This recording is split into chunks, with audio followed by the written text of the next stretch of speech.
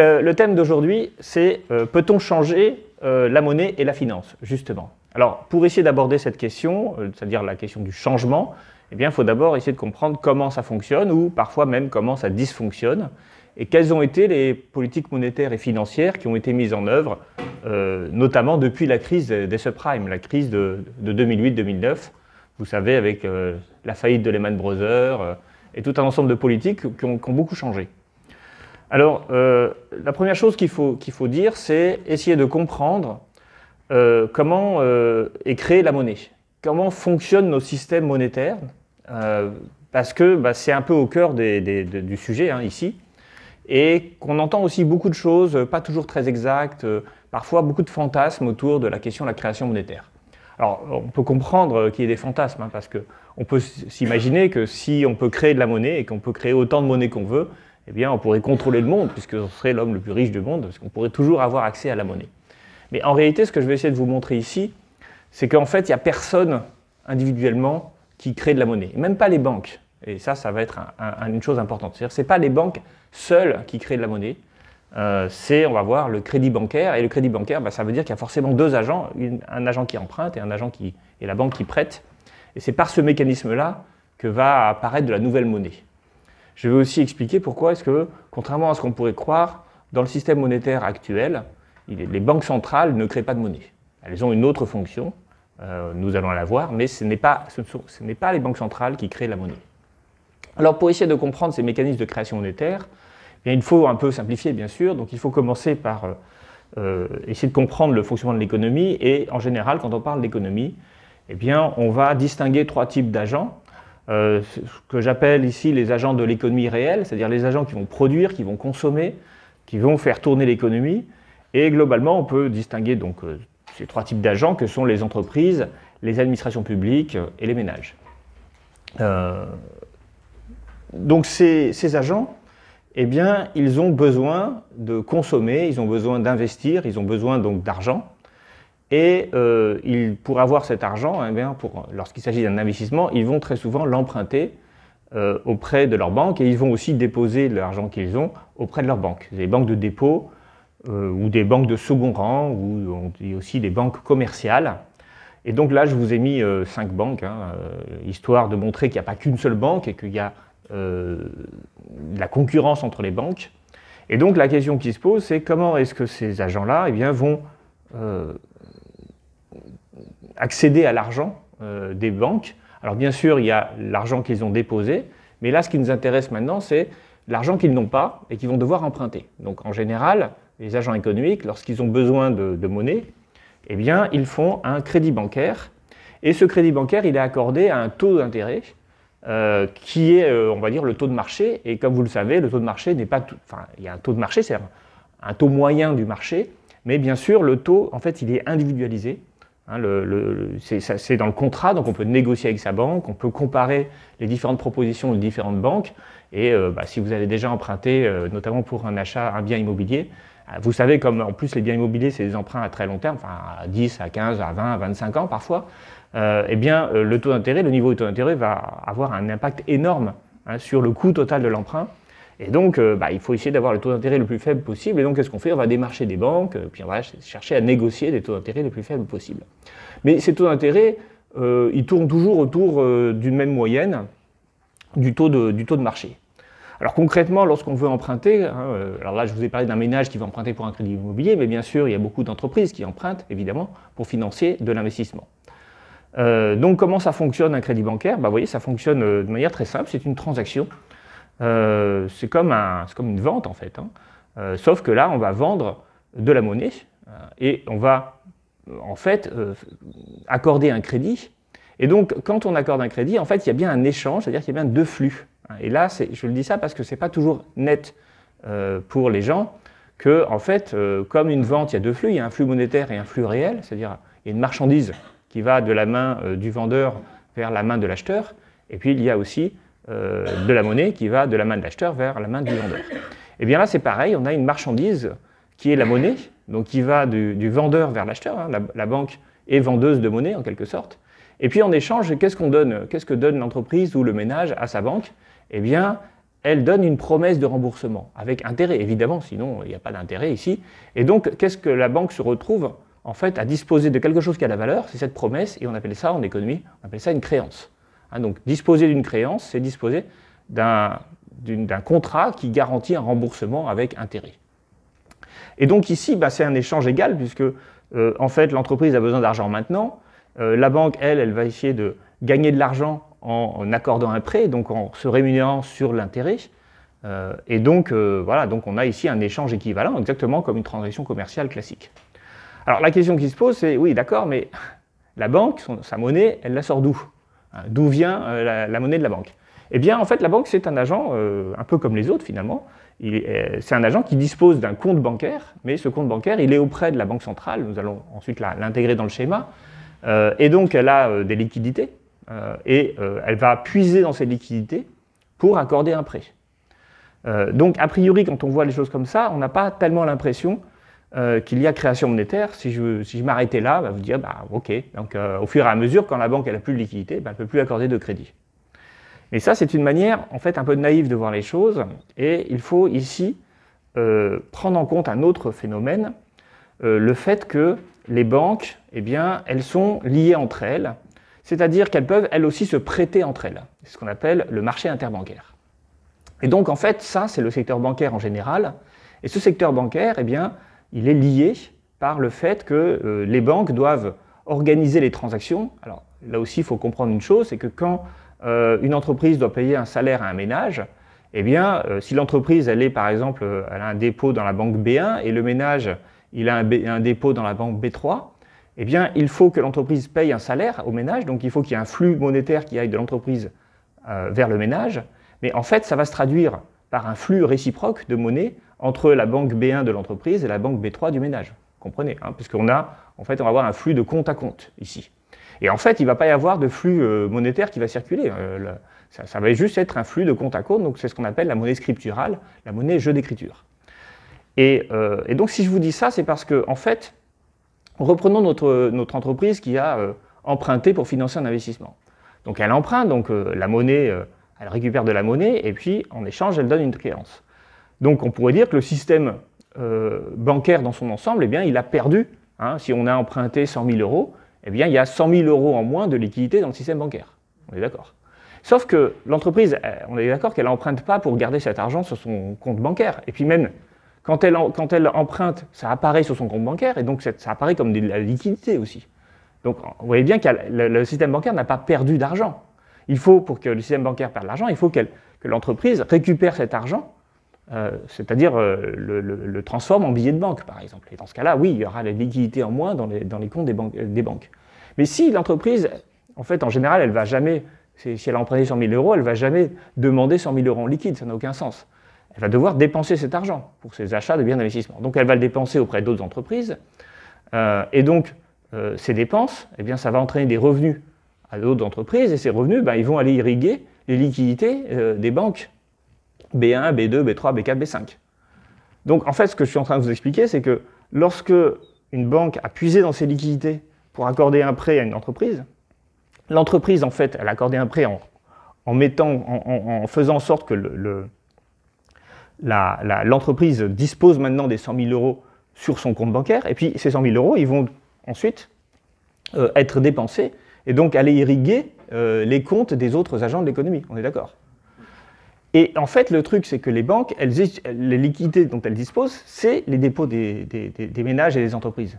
C'est-à-dire les déposants, lorsqu'on dépose de l'argent, eh bien ça aide, ça permet à avoir de la liquidité gratuite pour les banques.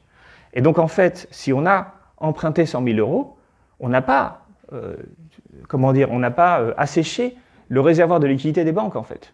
Pas du tout, puisque finalement, ça va se retrouver comme source de nouvelles liquidités, ces 100 000 euros. Donc vous voyez bien ici qu'il n'y a pas eu de perte d'argent liquide. En fait, cet argent liquide qui existait dans le système bancaire, il a juste été redispatché dans le système bancaire, il n'a pas disparu. Et même en fait, ce qui se passe, c'est que les banques puisent dans leur liquidité pour accorder des prêts, mais elles récupèrent immédiatement de nouvelles liquidités d'un même montant. Et c'est ça en fait qu'on appelle le mécanisme de création monétaire. C'est qu'il y a de la création monétaire parce que, à la fin, on se retrouve avec de l'argent qui est en quelque sorte dédoublé. si un agent a 10 000 € dans son compte bancaire. Donc il a cet argent, lui. Et la banque, elle va puiser ces 10 000 € pour financer l'emprunt d'un autre agent. Mais ces 10 000 € n'ont pas disparu du premier agent. Donc en fait, on va dire qu'on va dédoubler l'argent qui est dans les dépôts des banques et qu'on va refaire de nouveaux dépôts à partir des anciens dépôts. Voilà. Et en fait, ça se voit à l'échelle de l'ensemble des banques, mais pas à l'échelle d'une banque individuelle, parce que pour la banque individuelle, si on accorde un prêt de 100 000 €, eh bien ces 100 000 € ils vont vraiment partir dans d'autres banques. Mais à l'échelle du système bancaire dans son ensemble, eh bien, ces 100 000 € ne disparaissent jamais. Et même en fait, ils sont accrus d'une somme égale au montant du crédit. Bon. Mais en fait, ce que je veux expliquer ici, c'est que la banque, individuellement, elle a quand même un problème de liquidité. C'est-à-dire que si elle accorde des crédits à tout le monde, eh bien, la somme de ses dépôts ne va pas forcément augmenter dans la même mesure parce que l'argent qu'elle va prêter, il va aller dans les dépôts des autres banques. Et donc, il peut arriver un moment où une banque, individuellement, n'est plus de liquidité. Et si elle n'a plus de liquidité, elle peut non seulement plus accorder de crédit, mais surtout, elle ne peut plus organiser des transactions. Parce que, je vous l'ai dit, hein, si une entreprise veut payer un salaire, l'entreprise peut avoir un dépôt important, mais si la banque n'a pas la liquidité pour faire le transfert d'argent vers B3, eh bien, le transfert ne peut pas se faire.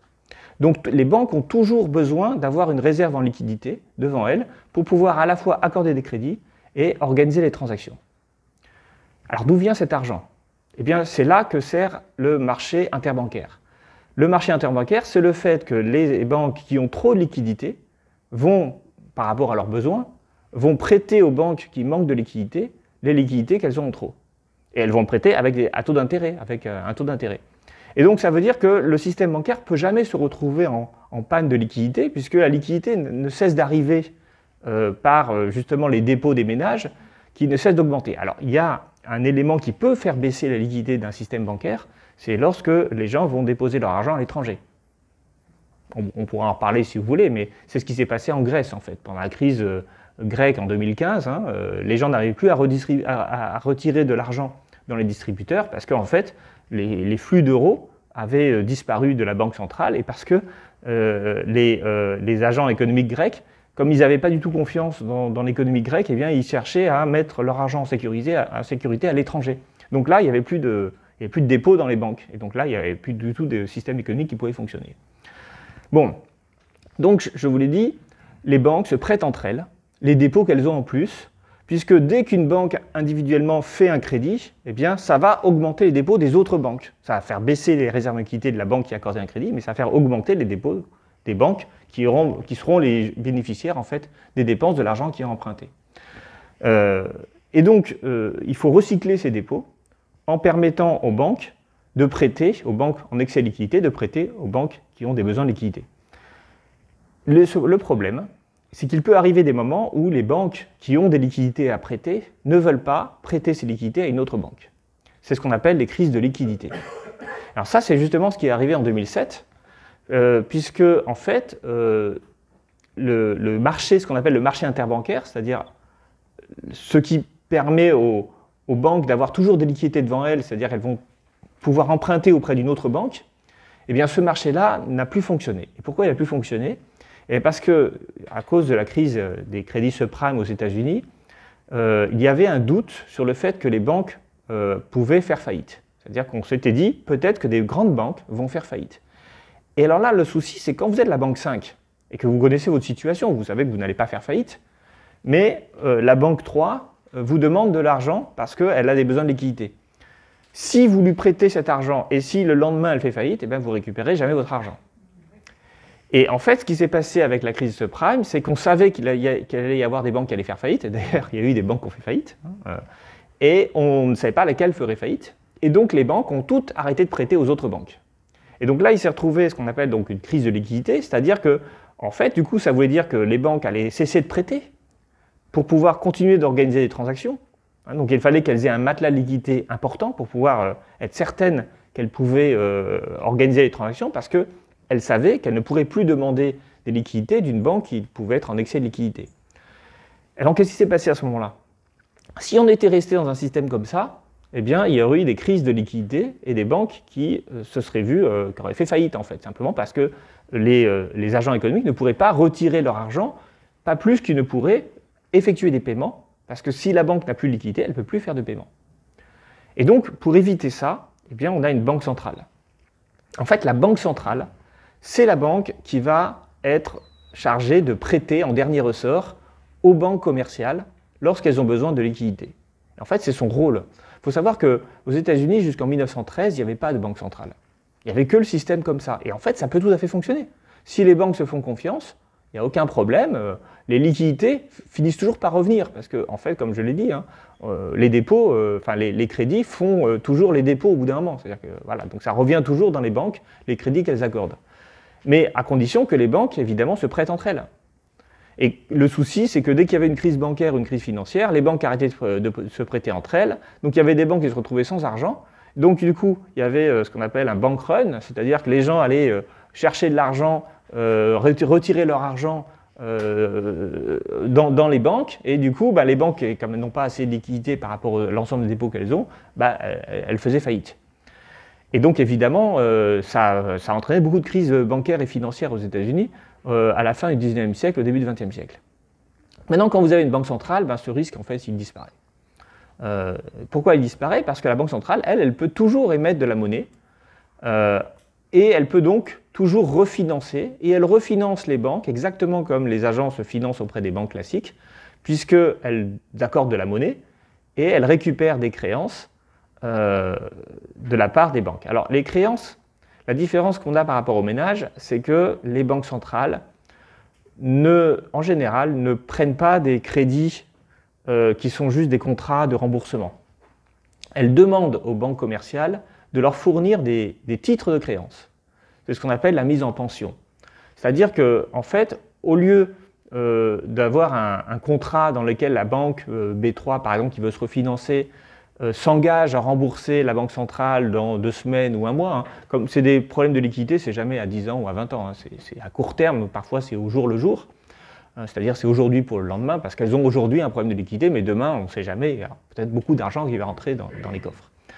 Et donc le souci, c'est que la banque centrale, elle ne se contente pas juste d'une promesse de remboursement, elle demande à la banque de lui reverser des créances qu'elle détient, et des créances de bonne qualité.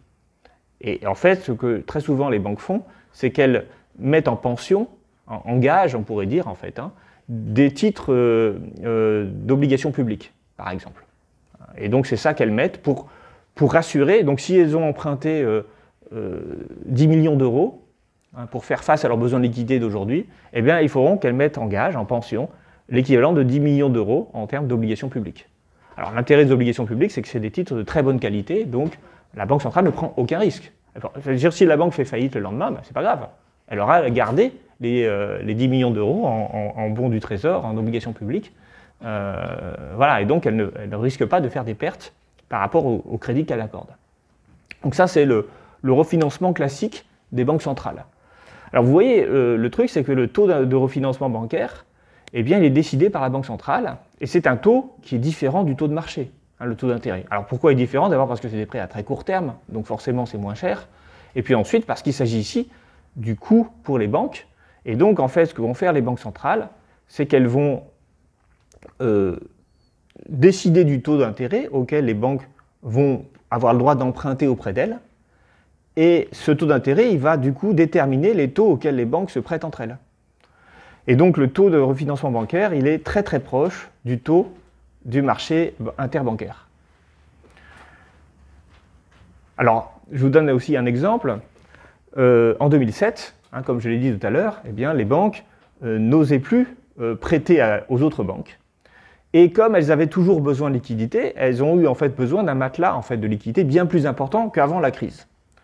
Et donc le souci, c'est que comme toutes les banques cherchaient à augmenter leur matelas de liquidité, eh bien, elles risquaient d'arrêter de prêter aux ménages, aux entreprises. Et ça allait, d'ailleurs c'est ce qui s'est passé, hein, ça a fait s'effondrer en fait l'économie. Donc la Banque centrale, qu'est-ce qu'elle a fait? Eh bien, elle a permis à toutes les banques d'emprunter sans formalité, de manière très simple, de manière simplifiée en fait, pour récupérer des liquidités. Et en fait, quand vous lisez les journaux de l'époque, les articles de août 2007 et septembre 2007, eh bien la Banque centrale ne pas passer son temps à dire je vais à nouveau permettre d'emprunter 100 milliards d'euros, 200 milliards d'euros. Il y avait des plans comme ça de crédit que la Banque centrale faisait aux banques commerciales pour leur permettre d'avoir des liquidités suffisamment pour fonctionner simplement. Alors, ce n'était pas des dons, c'était des prêts, et des prêts à court terme. C'est ça qui est très important de noter. Alors je dis ça parce que si vous avez vu la série espagnole La Casa de Papel, hein, qui parle justement d'un casse qui est fait dans une imprimerie de monnaie, eh bien, en fait, tout l'argument de la série, c'est de dire, en fait, on ne vole pas vraiment de l'argent, puisque c'est l'argent qui est imprimé, et de toute façon, les banques ont déjà volé beaucoup d'argent, et il y a toutes les coupures de presse qui disent que la Banque centrale a accordé 300 milliards d'euros au système bancaire européen. Et sauf que ce qu'elles ne disent pas, c'est qu'elle a prêté cet argent, elle ne l'a pas donné.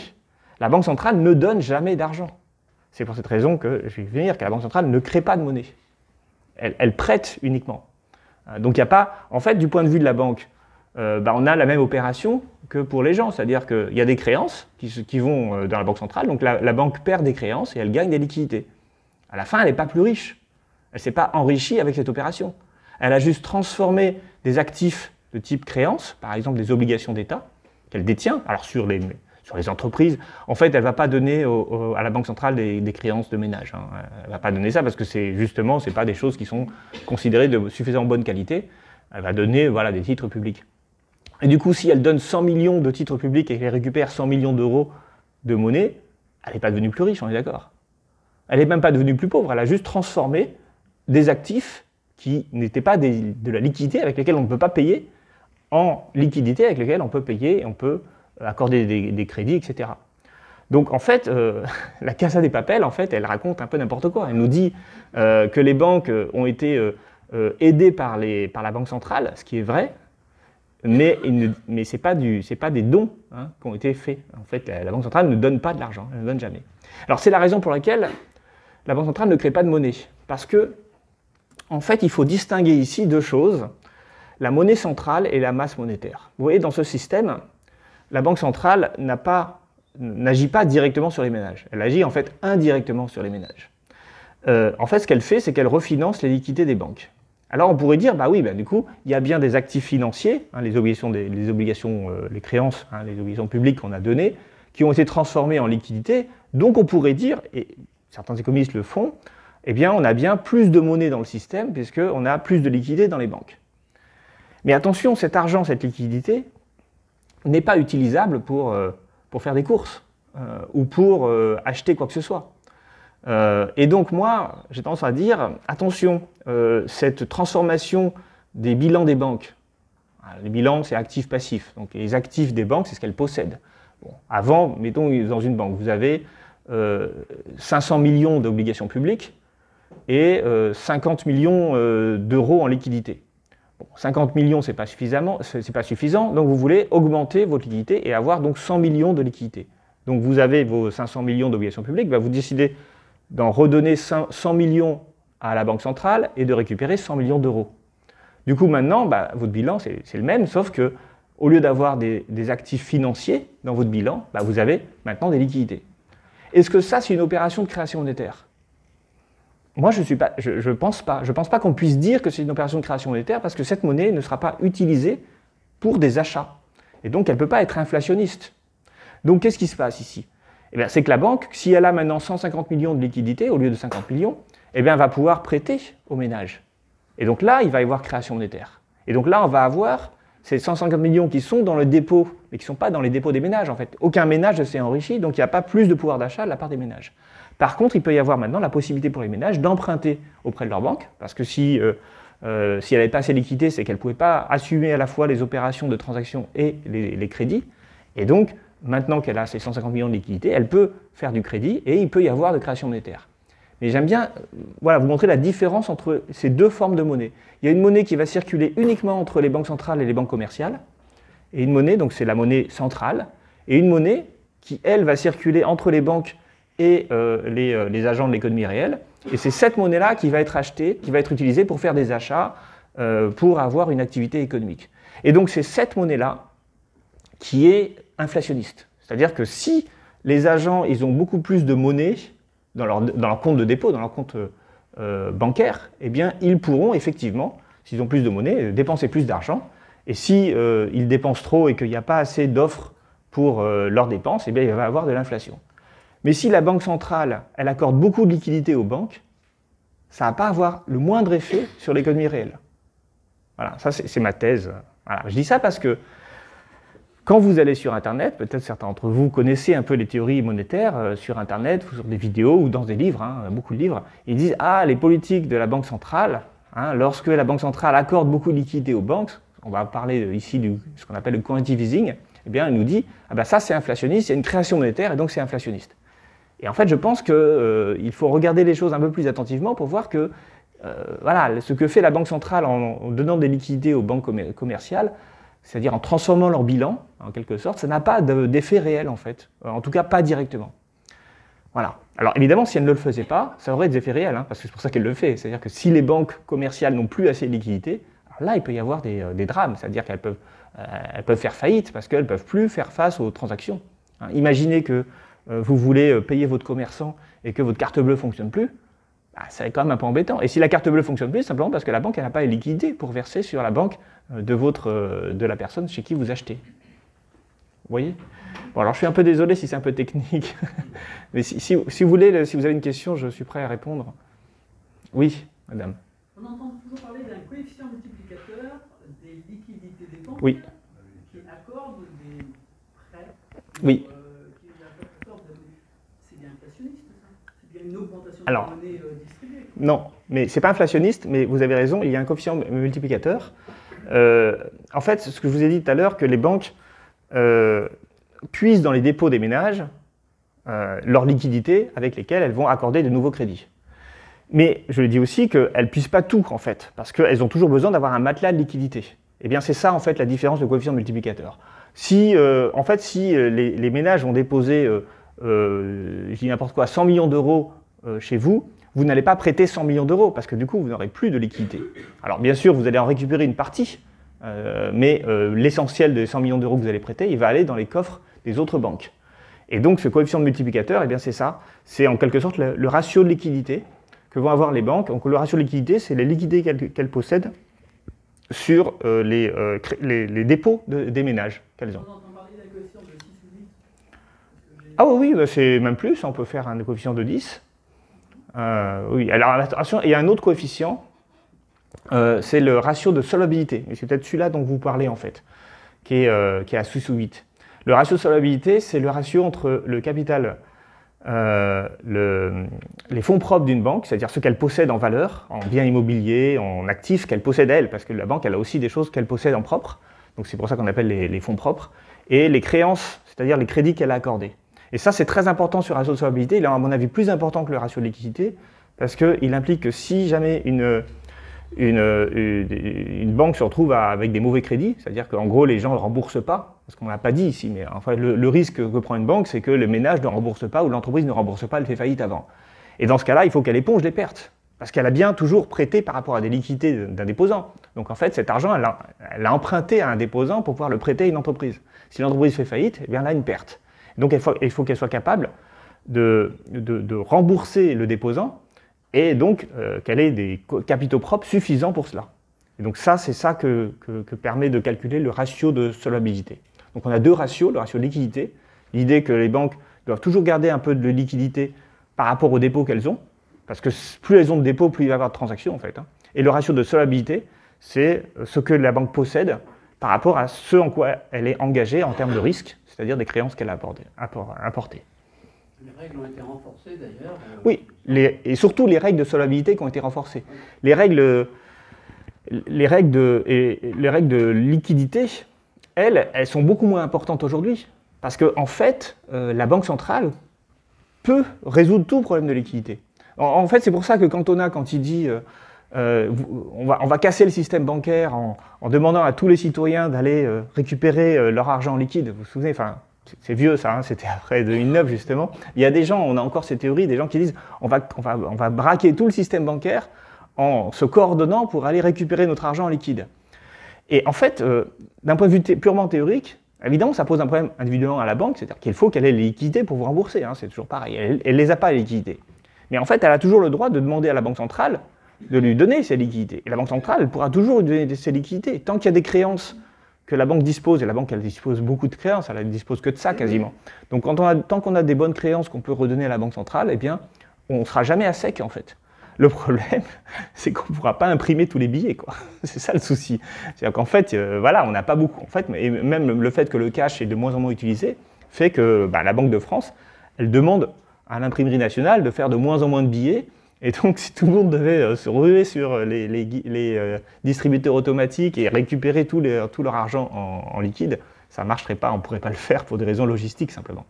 Voilà, mais... Oui, alors... Et autre chose, concernant les créances, vous disiez que la Banque de France expliquait toujours que les créances qui étaient saines. Oui. Je pense que ce n'était pas tout à fait vrai pour les subprimes, parce qu'à priori, elle a racheté une tripotée. Alors, on va en parler de ça. On va parler des subprimes, mais la Banque centrale européenne n'a jamais accepté les crédits subprimes en guise de garantie. Contrairement à la Réserve fédérale, j'y reviendrai, à la Banque centrale américaine. Mais, et d'ailleurs, lorsqu'il y a eu la crise grecque était liée au fait que justement, la Banque centrale a décidé que les obligations publiques grecques n'étaient plus recevables en guise de dépôt. Et donc ça a asséché complètement la capacité des banques grecques à pouvoir se refinancer. Voilà, alors je vais avancer un peu, merci pour vos questions. Je sais que c'était la partie technique, on va maintenant faire des parties un peu plus politiques. Et je vais vous expliquer maintenant comment on fait pour mener une politique monétaire. Alors une politique monétaire, on va distinguer deux formes de politique monétaire. Les politiques dites conventionnelles et les politiques non conventionnelles, celles qu'on va voir apparaître pendant la crise des subprimes. Alors la politique conventionnelle, la politique monétaire conventionnelle, eh bien c'est plus ou moins ce que j'ai expliqué tout à l'heure, c'est que les banques centrales vont par le biais du taux directeur ou des taux directeurs, on va voir qu'il y a plusieurs taux directeurs,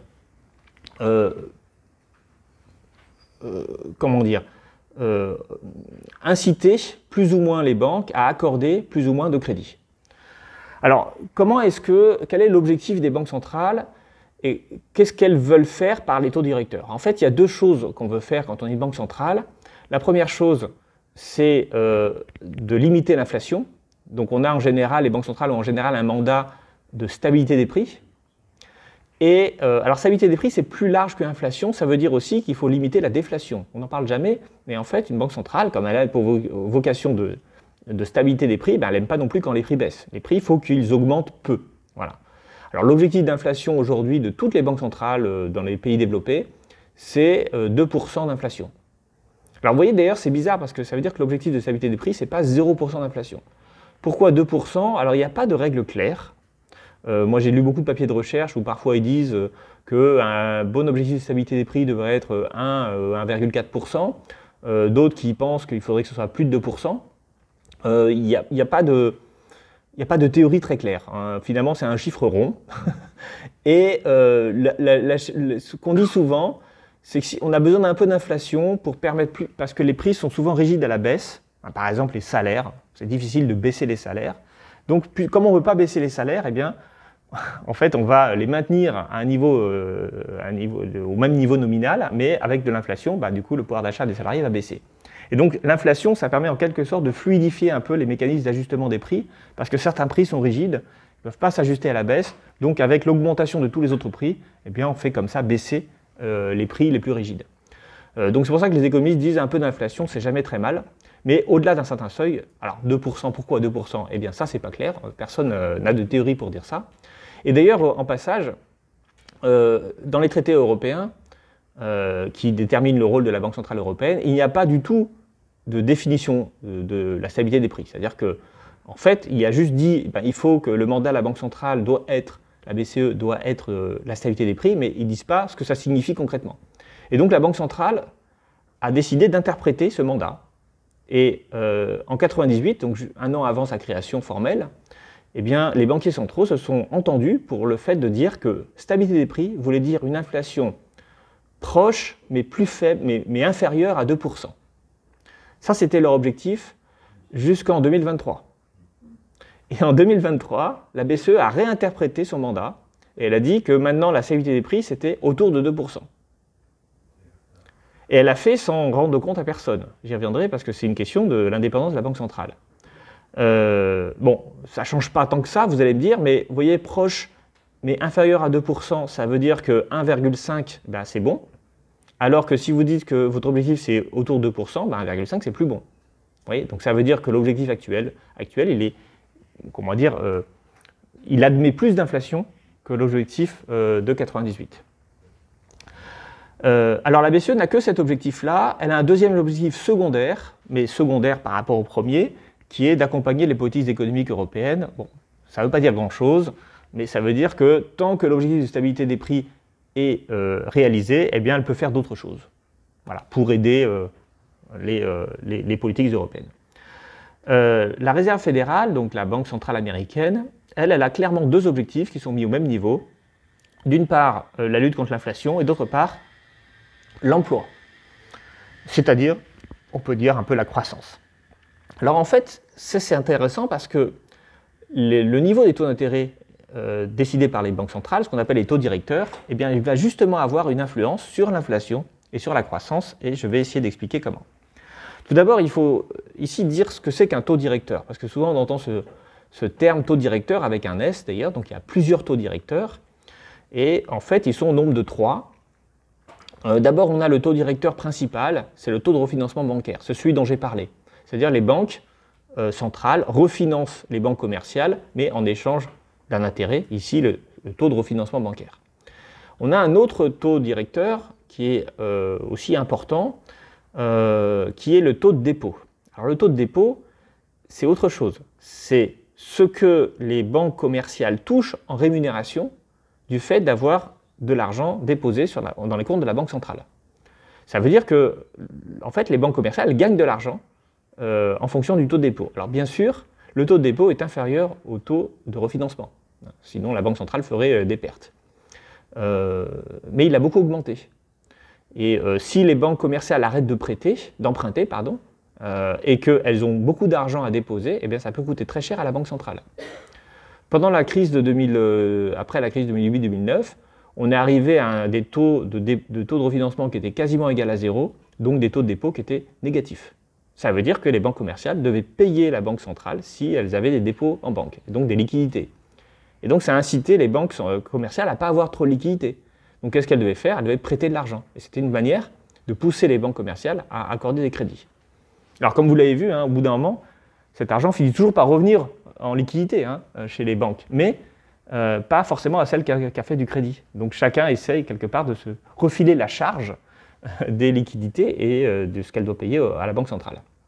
Enfin, on a un dernier taux, qui est le taux de facilité de prêt, qui est un taux plus élevé que le taux de refinancement et qui permet aux banques qui n'ont pas de créances justement à déposer à la Banque centrale, donc sous la forme dont j'ai parlé tout à l'heure, de pouvoir quand même emprunter. Mais elles empruntent ici à des taux plus élevés.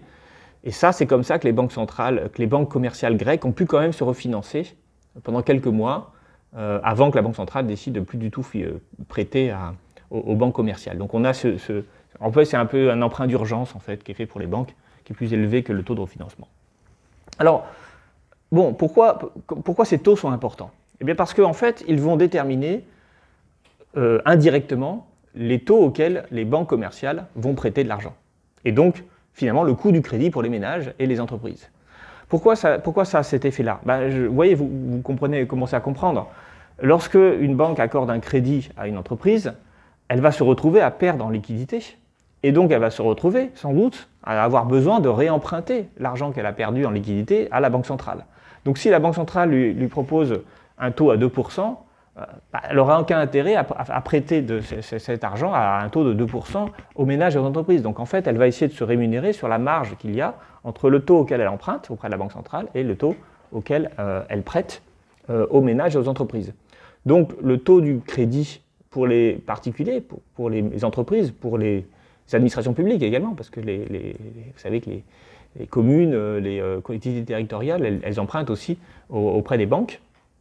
Eh bien, ce taux va être déterminé par les taux de la Banque centrale. Alors, il y a d'autres choses qui déterminent les taux de la Banque centrale, mais bon, je vais venir plus tard. Alors, quels effets ça a sur l'activité économique? En fait, si les taux d'intérêt sont élevés, c'est-à-dire que les taux de refinancement bancaire sont élevés, alors les crédits auquel pourront emprunter les entreprises et les ménages sera lui aussi, les taux seront aussi élevés. Et donc si vous devez emprunter un bien immobilier et payer 5% d'intérêt, eh bien très vite vous n'allez plus pouvoir emprunter, hein, parce que ça va devenir beaucoup trop cher si vous empruntez sur 25 ans.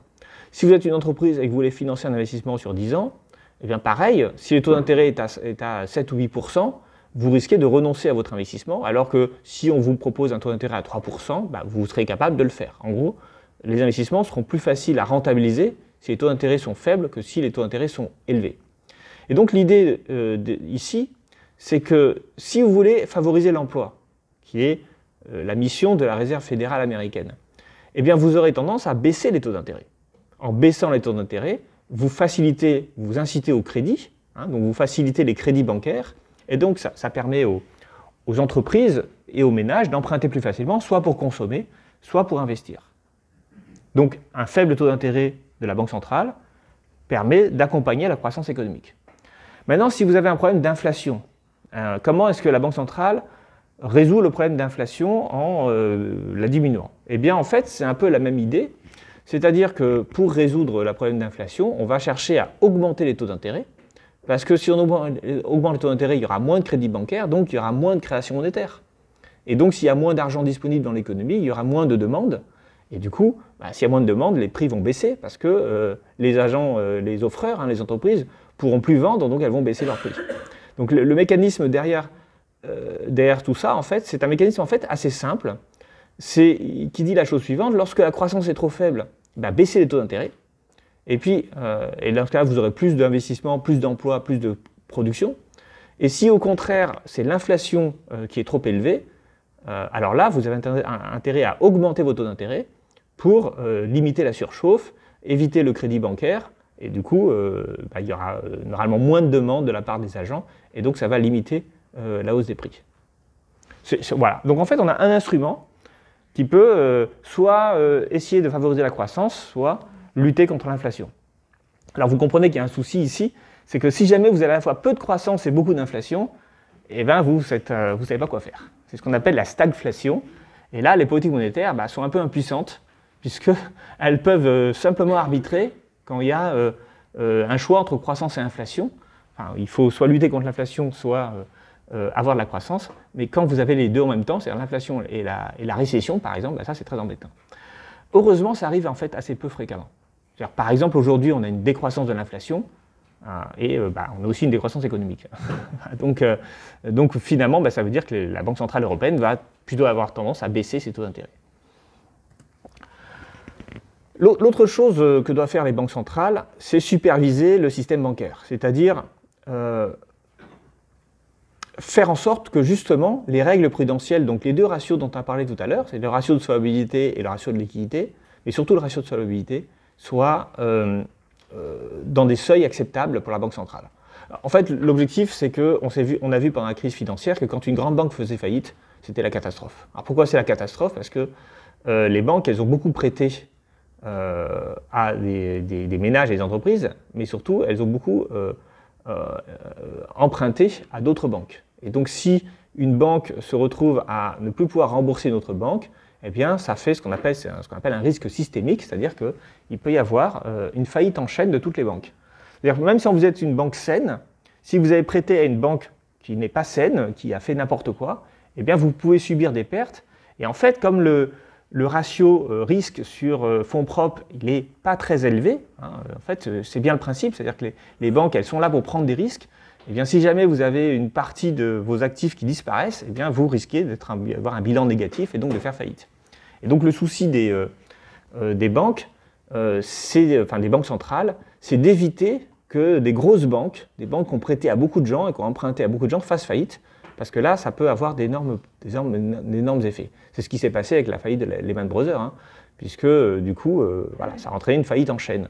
Enfin, ça aurait pu entraîner une faillite en chaîne, mais ça a été arrêté, je vais vous expliquer comment tout à l'heure. Donc la Banque centrale, en fait, elle va mener deux politiques. Une politique liée au taux directeur. Alors, les taux directeurs vont tous évoluer dans le même sens, hein. Enfin, c'est rare qu'on ait un taux directeur, un taux de refinancement, par exemple, qui augmente, et puis le taux de dépôt qui baisse. Ça serait bizarre. Normalement, ils vont tous dans le même sens. Et puis la deuxième politique, c'est la supervision des banques. Et alors, avant, les banques françaises étaient toutes supervisées par la Banque de France, qui est une succursale en fait de la BCE. Hein. Et depuis, les règles ont changé, depuis la crise financière, et maintenant, toutes les grandes banques françaises, qu'on appelle les banques systémiques, donc systémiques parce que si elles font faillite, elles peuvent entraîner une faillite du système, eh bien, elles sont supervisées directement par la BCE. Donc la BCE supervise toutes les banques systémiques d'Europe. Et souvent, elle fait ce qu'on appelle des stress tests, c'est-à-dire qu'elle va tester s'il y avait un événement de crédit important, est-ce que vous feriez faillite ou non. Et alors, bon, alors on nous dit toujours que les stress tests se passent bien, mais s'il se passait mal, on ne vous le dirait pas. Hein. Parce que ça serait évidemment dramatique. Bon, alors maintenant qu'on a vu tout ça, oui, alors je suis bon, déjà un peu en retard, mais je vous ai dit tout ce qui était le plus difficile. Maintenant qu'on a vu tout ça, qu'est-ce qui s'est passé pendant la crise de 2008 ? Alors vous avez peut-être entendu parler des politiques de quantitative easing, je vais y revenir. Mais avant de parler de ça, eh bien, disons une chose, c'est-à-dire que ce qui s'est passé en 2007-2008, c'est d'abord une crise de liquidité, et pendant cette crise de liquidité, les banques ont accordé plus de crédit, plus de refinancement, les banques centrales, pardon, ont accordé plus de refinancement aux banques, mais n'ont pas changé leur taux. Parce qu'elles considéraient que le problème qu'il y avait en 2007, c'est qu'il y avait trop de crédit, on était en surchauffe, et donc elles voulaient éviter que les banques commerciales accordent trop de crédit aux ménages pour éviter la spéculation. Et donc, quand on voit, regardez ici ce schéma, eh bien, ce schéma démontre en fait l'évolution des taux d'intérêt, des taux de refinancement, hein, donc les taux directeurs, mais les taux de refinancement ici, des différentes banques dans le monde. Et là, on a en 2007, donc, la crise de liquidité de l'été 2007. C'est ça qu'a commencé la crise subprime. Et vous voyez que pendant cette crise-là, eh bien, les banques, même la Banque Centrale Européenne, elle augmente ses taux, hein, parce qu'elle veut éviter la surchauffe, mais elle pense qu'il n'y a pas de problème pour l'économie réelle. C'est juste une crise financière, mais qui, d'après la BCE, ne devait pas entraîner de crise dans l'économie réelle, notamment en Europe. Alors, quand on regarde la Réserve fédérale américaine, elle a mis un peu de temps, mais elle a fini par baisser ses taux. Mais pas beaucoup, vous voyez, elle est passée de 5, un peu plus de 5 à 4,5 à peu près. La Banque du Canada, elle a elle aussi augmenté les taux. Vous voyez, et personne, la BCE c'est ça, pardon, ça c'est la Banque d'Angleterre, je me suis trompé, excusez-moi, je ne lis même pas bien, j'ai un tout petit écran aussi, et ça c'est la BCE. La BCE avait des taux effectivement plus faibles que les autres. Bon, et puis là-dessus, alors la Banque d'Angleterre finit par baisser, mais pas beaucoup, et puis là-dessus, on a la faillite de Lehman Brothers.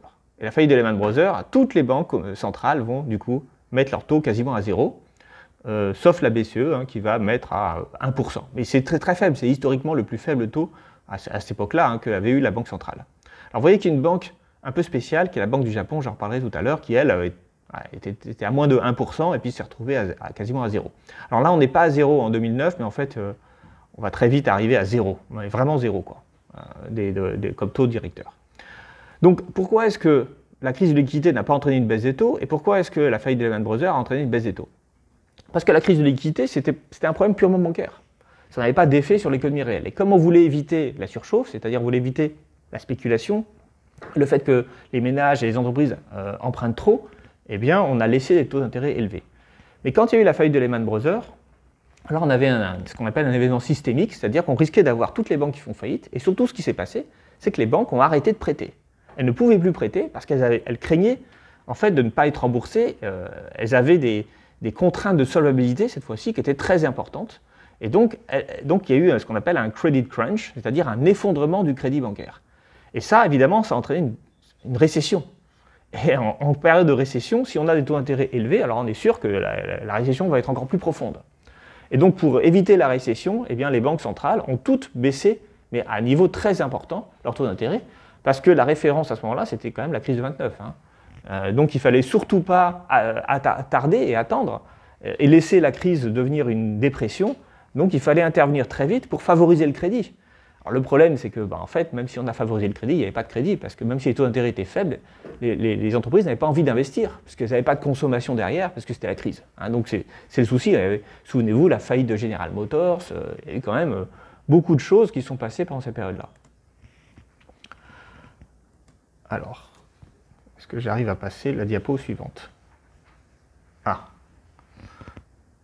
Ah, ben, je suis désolé, je vais reprendre. Peut-être que mes diapos sont trop complexes. J'ai fait un petit grisé derrière, il n'aime pas trop ça. Bon, ce n'est pas grave, on va reprendre. Oui, c'est bon. C'est le grisé qui ne va pas. Ok, on va recommencer. Ouais. Alors, je vais essayer de faire un peu plus attention parce que sinon je me retrouvais avec... J'avais oublié que ce ordinateur n'était pas un foudre de guerre. Donc, du coup, je vais faire comme ça sera plus simple. Parce qu'après, j'ai d'autres diapos grisés et ça ne va pas aller. Donc voilà, donc deuxième chose qu'ont fait les banques. Évidemment, toutes mes animations les banques centrales, pardon, toutes mes animations sont perdues, mais peu importe. Toutes les autres choses qu'ont fait les banques centrales, c'est donc ce qu'on appelle du quantitative easing. Alors, en français, assouplissement quantitatif. Alors, il faut dire déjà ce que c'est. Concrètement, l'assouplissement quantitatif, c'est le fait de racheter des titres financiers massivement. Alors, vous voyez, ça, je réponds à madame tout à l'heure. Les banques centrales, normalement, elles sont censées racheter des créances de bonne qualité. D'accord ? Elles ne sont pas censées racheter des créances risquées. Et en fait, le souci qu'on avait à l'époque dans le système financier américain, c'est qu'il y avait beaucoup de banques qui avaient des titres de crédit immobilier que plus personne voulait, donc plus personne voulait acheter, et donc si plus personne les voulait, leur prix devait être théoriquement égal à zéro, et si on mettait le prix de zéro pour ces titres-là, alors toutes les banques américaines faisaient faillite. Et on savait que ce n'était pas un vrai prix, c'est-à-dire on savait que le prix ne valait pas zéro. En fait, on ne savait pas à quel prix valaient ces titres de créances immobilières. Et donc la Banque centrale américaine a décidé de les racheter. En les rachetant, elle leur redonnait une valeur. Et elle ne les a pas rachetés à n'importe quel prix, elle les a rachetés à un prix qui était à peu près cohérent. Et du coup, eh bien, on a pu dire que ces titres valaient cette valeur-là, et donc les banques ont pu mettre dans leur bilan des actifs avec une certaine valeur, et ça a sauvé le système bancaire américain. Et donc, vous voyez que là, c'est une opération différente de l'opération traditionnelle. Normalement, c'est les banques commerciales qui cherchent des refinancements et qui mettent en dépôt des actifs financiers en échange d'un financement, de la monnaie. Là, c'est la banque centrale qui dit, écoutez, si vous avez envie de me revendre des titres, eh bien, voilà, je les prends, et je prends ces titres-là. Donc, elle donnait exactement quel titre elle prenait, bien sûr, et je les prends à ces prix-là, on va redonner le prix, et donc elle rachetait les titres financiers. Alors encore une fois, pour les banques commerciales, ça n'a pas d'effet réel direct, c'est-à-dire qu'en fait, elles acquièrent de la monnaie, mais elles se débarrassent du coup des titres. Alors là, ce n'est pas des mises en pension, c'est des rachats, c'est-à-dire que du coup, ça va dans le bilan de la banque centrale et ça sort complètement du bilan de la banque commerciale. Mais par contre, comme c'était des titres risqués, c'est là, et des titres dont on ne connaissait pas trop la vraie valeur, parce que plus personne ne les voulait, eh bien, ça a bien aidé les banques commerciales, évidemment. La banque qui avait fait ça, la première, c'est la Banque du Japon. Alors elle avait surtout, alors pourquoi elle a fait ça? Parce que le Japon dans les années 90 connaît une grave crise économique, une grave crise financière, et notamment les banques sont quasiment toutes en faillite. Et donc la Banque centrale, elle décide de racheter des titres financiers, et elle décide de mener une politique de taux très très bas pour permettre justement que les banques puissent avoir accès à l'argent à des prix très faibles. Donc en fait on a soutenu au Japon le système bancaire pendant des décennies, en pratiquant des prix très faibles, donc des taux d'intérêt très faibles, et en permettant à ces banques de revendre tous les actifs qu'elles voulaient à la Banque centrale. Et en fait, cette politique a été généralisée, qui a été étendue à la Réserve fédérale au moment de la crise financière. Donc le premier quantitative easing, eh bien, c'est un rachat des créances subprime, et ça, c'est décidé en novembre 2008. Donc vous allez me dire, c'est quand même 3 mois après la crise, la faillite de Lehman Brothers. Oui, mais en fait, la première réponse des autorités américaines, ça a été le plan Paulson, qui a été mis en place immédiatement. Donc c'était le ministre des Finances des États-Unis, Paulson, je ne sais plus quel était son prénom d'ailleurs, peu importe. Et donc c'était le gouvernement américain qui rachetait les titres immobiliers. Et donc il a mis comme ça 800 milliards de dollars pour racheter des titres aux banques. Mais alors là, les citoyens américains se sont dit « Non, mais là, ça ne va pas, on est en train de sauver les banques. » Il y avait beaucoup de contestations de ces politiques. Et c'est John Paulson, je crois. Et Paulson, du coup, il a été obligé d'arrêter parce que plein de gens disaient « Bah non, c'est pas possible, on ne peut pas comme ça sauver les banques en rachetant les titres pourris. » Et donc, il a arrêté, mais du coup, le problème n'était pas résolu. Donc, c'est pour ça qu'en novembre, la Réserve fédérale, elle, s'est mise à racheter, en fait. Et là, du coup, c'était plus les impôts des ménages qui finançaient ce rachat. C'était, finalement, la monnaie de la Banque centrale qui pouvait, elle pouvait en émettre autant qu'elle veut de la monnaie. Mais souvenez-vous, est-ce que ça, c'est une opération de création monétaire? En fait, pas vraiment, puisque c'est la monnaie qui reste dans le niveau des banques commerciales, mais qui ne va pas ensuite jusqu'au ménage. C'est juste une manière de sauver les banques. Alors, il y avait des conditions, ce n'était pas n'importe quoi. Notamment, toutes les banques d'affaires devaient être régulées. En fait, la Banque centrale ne sauvait pas les banques qui n'étaient pas déjà régulées. Donc, il y avait aussi une incitation. C'est à ce moment-là que toutes les banques d'affaires ont décidé que, finalement, elles acceptaient d'être régulées par la Banque centrale, puisque c'était la condition pour obtenir ces rachats. Deuxième étape du quantitative easing, c'est lorsque Obama est élu en novembre 2008 et qu'il accède au pouvoir en janvier 2009 et qu'il va lancer un grand plan de relance américain. Et ce plan de relance, il impliquait le rachat et la restructuration de General Motors, parce que General Motors était en faillite, donc il a fallu la restructurer, donc c'est l'État américain qui l'a fait. Et puis il y avait beaucoup d'investissements, et beaucoup d'aides aux ménages qui avaient perdu leur maison pendant la crise des subprimes, etc. Et donc ça a coûté là aussi 800 milliards de dollars. Et là le souci c'est que si Obama lançait son plan de 800 milliards de dollars, ça veut dire que l'État américain, l'État fédéral allait devoir emprunter 800 milliards de dollars.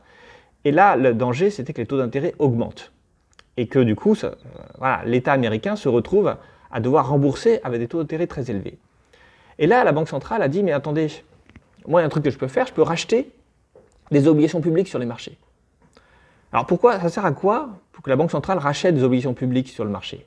Alors, cette fois-ci, on ne parle plus de titres, fondés sur le marché immobilier américain, c'est plus les titres subprimes qu'on rachète. Là, c'est les obligations d'État. Donc c'est des actifs, a priori, de bonne qualité.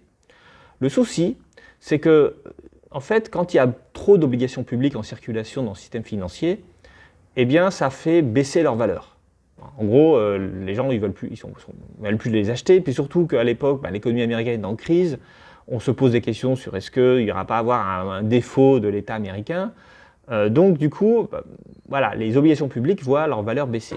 Et en fait, en finance, quand la valeur d'une obligation baisse, ça signifie, croyez-moi sur parole, que les taux d'intérêt augmentent. Le taux auquel, cette fois-ci, on parle du taux d'intérêt auquel l'État emprunte. Ce qu'on appelle les taux à long terme, a priori sans risque.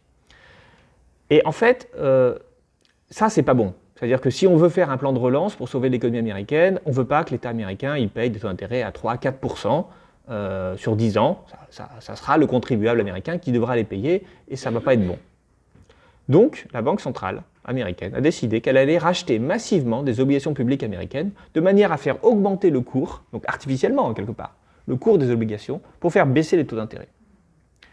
Et ça, c'est le quantitative easing nouvelle version. Et en fait, ça a été mis en œuvre partout. Ça a été mis en œuvre dès 2009 par la Banque d'Angleterre, pareil, plan de relance, etc. La BCE, elle a beaucoup hésité, elle a fait des petits plans de rachat, mais en fait, qui n'étaient pas des vrais rachats. Et après la crise grecque de 2015, eh bien, avec Mario Draghi, qui est arrivé en 2012 à la tête de la BCE, là, vous savez, en 2012, il est allé aux Jeux Olympiques de Londres et puis il a dit « whatever it takes ». Je sauverai l'euro, quel qu'en soit le coût. Le quoi qu'il en coûte aussi de Macron, qui a récupéré en fait cette phrase de Draghi pendant le Covid. Et ça a beaucoup impressionné les investisseurs, mais ça a surtout dit qu'il était prêt à mener des politiques de ce type-là. Alors il ne l'a pas fait tout de suite, parce que la Banque Centrale Européenne, ce n'est pas que le président de la BCE qui décide de tout seul. Il y a un conseil de gouverneurs, les Allemands ont toujours été contre. Bref, ils n'ont pas pu le faire dès 2012, mais en 2015, la BCE a commencé à racheter massivement des obligations publiques de tous les pays européens. Et ça, ça permettait de faire baisser les taux. Et du coup, de redonner du souffle d'air. Vous vous souvenez, en 2011-2012, on parlait énormément des agences de notation. Parce que les agences de notation, si elles dégradaient la note, on en parle encore un peu, si elles dégradaient la note d'un pays, alors ce pays, il allait se retrouver à avoir des taux d'intérêt plus élevés. Quand la Banque centrale a commencé à intervenir en 2015 pour racheter massivement des obligations publiques, ça a fait baisser les taux d'intérêt de tout le monde. Et du coup, les agences de notation, elles ne pouvaient plus rien faire en fait. Elles ne pouvaient plus ne pas conseiller à à leurs agents d'acheter des obligations, parce qu'en fait, les obligations d'État étaient devenues rares, parce qu'elles allaient toutes être achetées par la Banque Centrale Européenne. Et ça, eh bien, c'est pour ça que vous voyez que je mets ici, c'est un contrôle de facto des taux d'intérêt longs de la part des banques centrales. Et c'est pour ça qu'on appelle ça des politiques monétaires non conventionnelles. Parce que normalement, elles ne sont pas censées agir sur les marchés financiers et, influencer les prix des obligations. Mais c'est ça qu'elles ont fait. Et elles ont fait ça tout le temps. C'est-à-dire qu'elles n'ont jamais arrêté ces politiques jusqu'à ce qu'arrive le Covid. Et là, voilà, problème, Covid. L'économie s'arrête, il faut faire des confinements, enfin partout dans le monde, les systèmes d'approvisionnement s'arrêtent. Bon, les États, il faut qu'ils dépensent beaucoup d'argent, mais là, il va se passer exactement le même problème. Si tous les États commencent à dépenser beaucoup d'argent, on va se retrouver avec des taux d'intérêt qui vont exploser partout. Donc il ne fallait surtout pas que les taux d'intérêt explosent, donc les banques centrales ont massivement racheté des obligations publiques, c'est-à-dire que dès que l'État émettait une obligation, eh bien les banques centrales rachetaient, alors elles ne rachètent pas directement parce qu'elles n'ont pas le droit de le faire, enfin la Banque Centrale Européenne n'a pas le droit d'acheter directement des obligations d'État, donc on va vendre à des banques, mais les banques vont revendre après à la Banque Centrale les obligations qu'elles ont achetées. Alors je vous montre ici, pour le cas américain, alors c'est vrai qu'il y a un beau grisé et tout, mais bon, ça fait bugger l'ordinateur. Donc pour l'État américain, voici le graphique des quantitative easing, donc pour la Réserve fédérale plus précisément. Donc vous voyez, le quantitative easing 1, il commence en 2008, la fin de l'année 2008, il va se prolonger après, et donc ça, en fait, excusez-moi, ça c'est les actifs financiers détenus par la Réserve fédérale. Donc au début, elle détient 1000 milliards de dollars d'actifs financiers. Donc ça, c'est ce qu'elle a besoin, vous savez, c'est ces pensions, ces mises en pension dont on a parlé tout à l'heure. Donc forcément, elle détient provisoirement des titres financiers en échange des refinancements. Donc c'était, voilà, elle détenait 1000. Mais ce n'est pas des choses qu'elle va garder dans son bilan, c'est des choses qui ça tourne, quoi. Et puis voilà, premier quantitative easing, on double le bilan de la Banque Réserve fédérale, on va faire plus que doubler le bilan. Et puis après, la crise n'est pas finie, donc elle va à nouveau en racheter en 2010, donc c'est le quantitative easing numéro 2. Et puis il y a le quantitative easing numéro 3. Et puis après, bon, ça va, vous voyez. Et même la Banque centrale, en 2018-2019, commence à revendre, enfin à moins acheter. Donc quand les titres arrivent à échéance, du coup, ça fait baisser le nombre de titres qu'elle détient. Et puis, Covid. Et là, on passe de 4000, 1 milliard de dollars d'actifs financiers détenus par la Réserve fédérale. Vous voyez, d'ailleurs, ça commence avant même la crise Covid. Il y a un petit rachat ici. Et là, ça explose et puis ça continue d'augmenter jusqu'à la fin du Covid.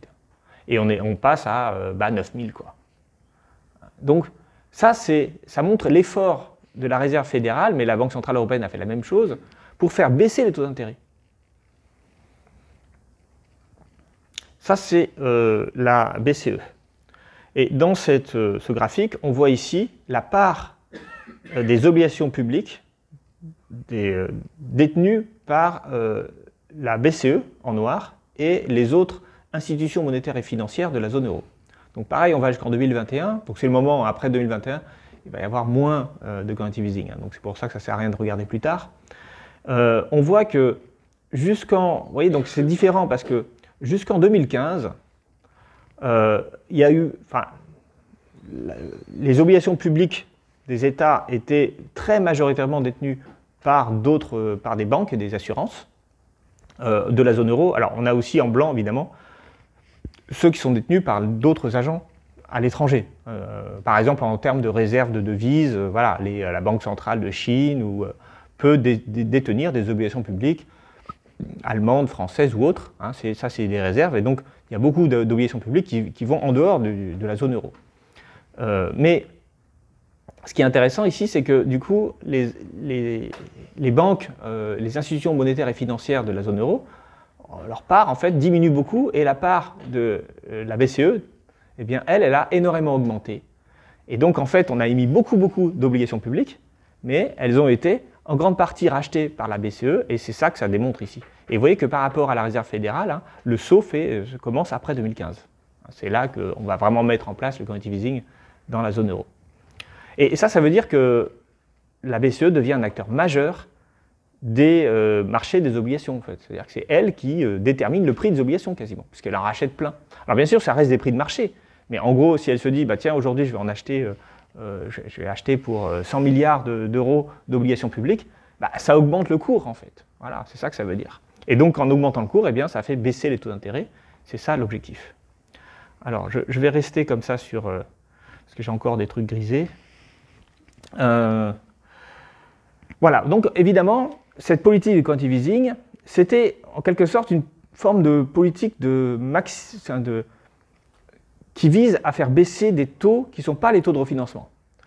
Si on résume, la Banque centrale, elle agit sur les taux directeurs, c'est-à-dire les taux qui concernent les banques, pas les agents de l'économie réelle.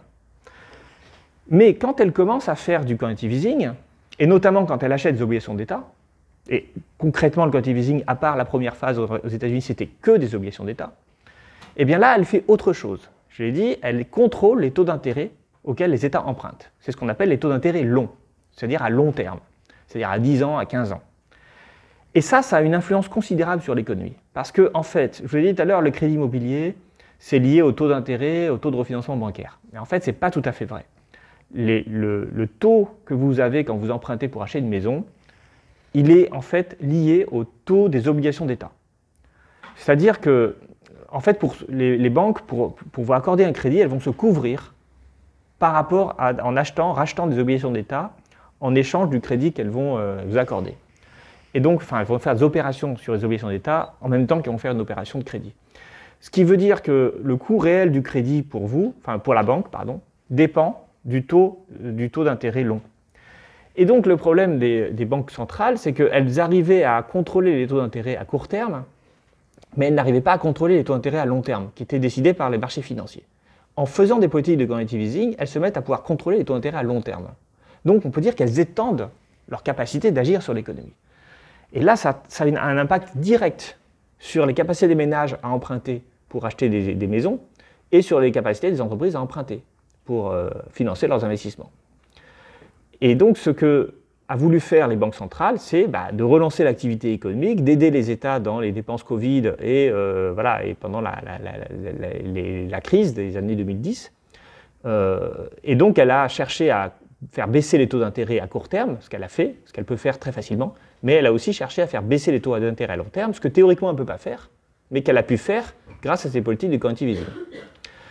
Bon, et puis tout d'un coup, en 2022, 2023, il y a de l'inflation. Ah, alors du coup, là, ça change tout. Ça change tout, l'inflation. Parce que souvenez-vous, les banques centrales, elles ont quand même un mandat de lutter contre l'inflation. Et si on commence à avoir 3, 4, 5, 6, 8% d'inflation, il y a eu des moments à 8, 9% d'inflation. Alors, pas sur une année entière, mais sur quelques mois. Alors là, il faut changer de politique monétaire, vite fait. Et donc, qu'est-ce qu'elles ont fait? Elles ont arrêté le quantitative easing, et puis elles ont commencé à augmenter leur taux d'intérêt. C'est-à-dire qu'elles ont arrêté d'assouplir les taux longs, et elles ont augmenté les taux courts. Et elles l'ont fait, vous voyez, ça c'est les taux de la Réserve fédérale américaine. Donc, je vous reprends les derniers, voilà. Donc on est ici avec, oui, au moment de la crise Covid, elle avait déjà repris la hausse des taux d'intérêt, puisqu'on considérait que maintenant c'était fini, les politiques d'assouplissement. Et souvenez-vous, c'est le moment aussi où elle va baisser ses détentions d'actifs financiers. Et elle rebaisse les taux à la fin 2019, parce qu'il y a une petite crise à ce moment-là, et puis le retour du Covid, alors là, on remet les taux à zéro. Et puis après, l'inflation. Et vous voyez, ça met du temps, parce que l'inflation commence dès début 2022, mais la Banque Réserve fédérale, elle hésite un peu, elle dit on ne va pas casser la croissance, on va garder les taux d'intérêt faibles. Et puis, elle commence quand même ça très vite à augmenter les taux d'intérêt jusqu'à des niveaux à plus de 5%. Alors, la question qui se pose, et qu'on peut légitimement poser, c'est est-ce que ces taux d'intérêt sont excessivement élevés ou pas? Alors bien sûr, ça faisait bizarre, parce que ça faisait très très très longtemps qu'on n'avait pas eu des taux d'intérêt aussi importants. Et puis l'activité économique n'était pas en très forte croissance non plus. Il y a eu beaucoup de débats chez les économistes pour savoir si ces taux étaient trop élevés ou pas assez élevés. Moi, mon sentiment, c'est qu'à l'époque où les taux commencent à monter, vous voyez, à plus de 5%, le niveau d'inflation, on est en 2023 ici, là, le niveau d'inflation aux États-Unis est à 8%, quasiment. C'est-à-dire très élevé. Donc ça veut dire que, en fait, comprenez bien, si on était d'intérêt à 5% et une inflation à 8%,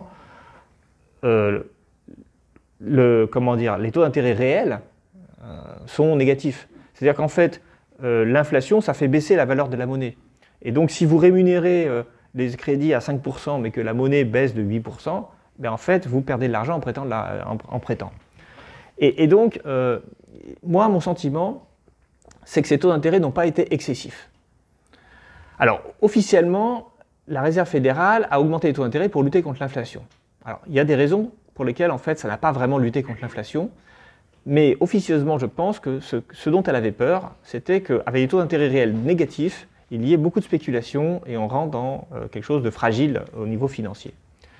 Pour vous illustrer mon propos, je propose de dézoomer et de regarder l'histoire de la Banque centrale américaine en termes de taux d'intérêt. Parce que des niveaux d'inflation élevés, ça a déjà eu lieu aux États-Unis. Alors, je ne sais pas si vous vous souvenez, vous savez, c'est qu'à la fin des années 70, début des années 80, il y a eu une période de très forte inflation partout dans le monde occidental, et notamment aux États-Unis. Et on avait, à l'époque, en 78-79, on avait des taux d'inflation à peu près 10%. Donc encore plus importants que ceux de 2023. Et surtout, ça a duré beaucoup plus longtemps. Ça n'a pas juste été une bouffée d'inflation comme il y a eu en 2023, parce que maintenant on est revenu à des taux faibles d'inflation. Mais ça a augmenté à partir d'un niveau élevé. Toutes les années 70, notamment après le choc pétrolier, c'était des années de très forte inflation. Voici ce que la Réserve fédérale a mis comme taux de refinancement historique. Alors, je ne sais pas si vous voyez bien sur le tableau ici. J'ose pas relancer le diaporama. Mais vous avez ici des taux d'intérêt qui sont à plus de 20%, là, dans les périodes des années 70. L'inflation était à 10%. Donc ça veut dire que les taux d'intérêt réels étaient à 10% en fait. Et là, c'est ce qu'on appelle de l'austérité monétaire. Alors là, on coupe. Quand le taux d'intérêt à court terme, il est à 20%, ça veut dire que le taux d'intérêt à long terme, il est à 25%. Enfin, on a des coûts de l'emprunt qui fait que les entreprises ne peuvent plus du tout investir. Et les ménages ne peuvent plus du tout acheter de biens immobiliers, parce que les taux d'intérêt qu'on vous propose sont beaucoup trop importants. Et après, on a eu effectivement une baisse progressive des taux d'intérêt de la Réserve fédérale, en même temps d'ailleurs que l'inflation a baissé. Et puis on a eu ici donc une hausse, c'est dans les années 2000. Et puis après, on a eu la crise, et puis à nouveau, là, on a des taux d'intérêt historiquement faibles. Bon, alors de quoi on parle là? Si on reprend les taux de la Réserve fédérale, et ici, vous voyez, on est, oh là là, 5%. Bon, évidemment, c'est bien plus faible que les 20% fin des années 70, début des années 80, mais vous voyez, c'est à peu près le même niveau qu'avant la crise du Covid, en fait. Enfin, la crise du Covid, la crise financière. Donc, ce n'est pas non plus des taux, de mon point de vue, ce n'est pas des taux absolument excessifs. Alors, je vais essayer de revenir maintenant. Je pense que ça... Bon, je vais essayer de reprendre un peu le diaporama, là. Alors, la question est, est-ce que ces taux d'intérêt ont permis de lutter contre l'inflation? L'objectif, c'est de défavoriser le crédit, pour défavoriser la demande, pour faire en sorte d'éviter une surdemande qui va engendrer des hausses des prix. Si vraiment c'était le mécanisme qui était attendu, il aurait fallu longtemps pour que les hausses des taux finissent vraiment par arriver à une baisse de l'inflation. En réalité, et à peu près les économistes sont à peu près d'accord avec ça, la poussée inflationniste qui a eu lieu en 2022-2023, c'est simplement lié à la reprise après Covid. C'est-à-dire que les entreprises chinoises n'arrivaient pas à produire, il y avait des problèmes d'approvisionnement, il y avait des problèmes de logistique, il manquait des puces pour faire des voitures. Donc en fait, c'était l'offre qui était contrainte. Ce n'était pas la demande qui était trop élevée, c'était l'offre qui était contrainte à ce moment-là.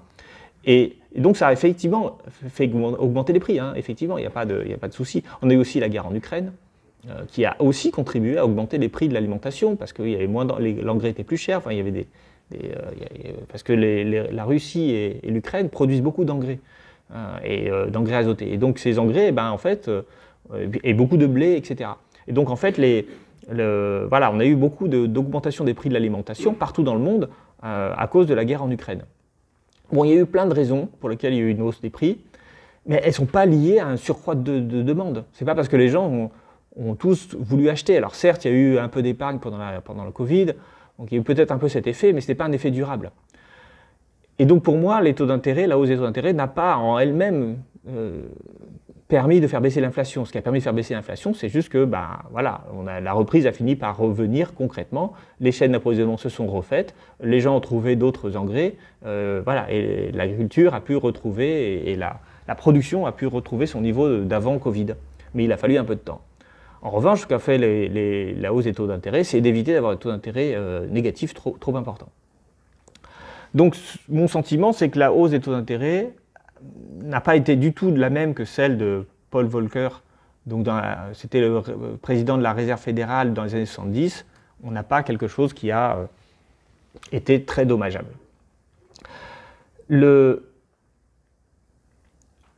La question qu'on doit se poser maintenant, c'est pourquoi les banques centrales, finalement, n'ont pas fait ce qu'elles avaient fait à la fin des années 70, quand l'inflation était à 10%, c'est-à-dire à peu près au même niveau qu'au plus fort de l'inflation 2023, et la Banque centrale, la Réserve fédérale, aurait pu être justifiée en disant je vais mettre les taux d'intérêt à 15%, à 20%, comme il y a 40 ou 50 ans. Alors, il n'en a jamais été question, hein, je le dis tout de suite, mais qu'est-ce qui a changé aujourd'hui pour que on soit finalement assez raisonnable dans la hausse des taux? De mon point de vue, il y a plusieurs choses qui ont changé. La première chose qui a changé, c'est que finalement les idées monétaristes, c'est-à-dire l'idée selon laquelle il faut absolument lutter contre l'inflation, il faut absolument que la Banque centrale puisse mener des politiques très dures pour lutter contre l'inflation, toutes ces idées, elles sont passées de mode, et en particulier elles sont passées de mode du fait de tout ce qui s'est passé depuis la crise de 2008. C'est-à-dire qu'on a commencé à mettre des taux d'intérêt à zéro, puis on a vu qu'il n'y a pas eu d'inflation en fait. Ça n'a pas détruit la masse monétaire. On a commencé à faire le quantitative easing. Beaucoup de gens disent ça c'est la création monétaire, ça va être inflationniste, puis finalement il n'y a pas eu beaucoup d'inflation. Et même dans le marché immobilier, contrairement à ce que beaucoup de gens disent, la hausse du prix de l'immobilier, souvenez-vous, on l'a montré, c'est dans les années 2000. C'est pas trop après 2015 qu'on a eu la hausse des prix de l'immobilier en Europe, c'est surtout après 2000. Bref, à un moment où les taux d'intérêt étaient plus élevés. Donc les idées monétaristes selon lesquelles il faut surtout faire attention à l'inflation et éviter des taux d'intérêt trop faibles, elles ont été un peu délégitimées. Il y avait aussi des idées, Larry Summers a écrit plusieurs fois, un économiste américain, pour expliquer qu'il fallait de l'inflation pour éviter ce qu'il appelait la stagnation séculaire.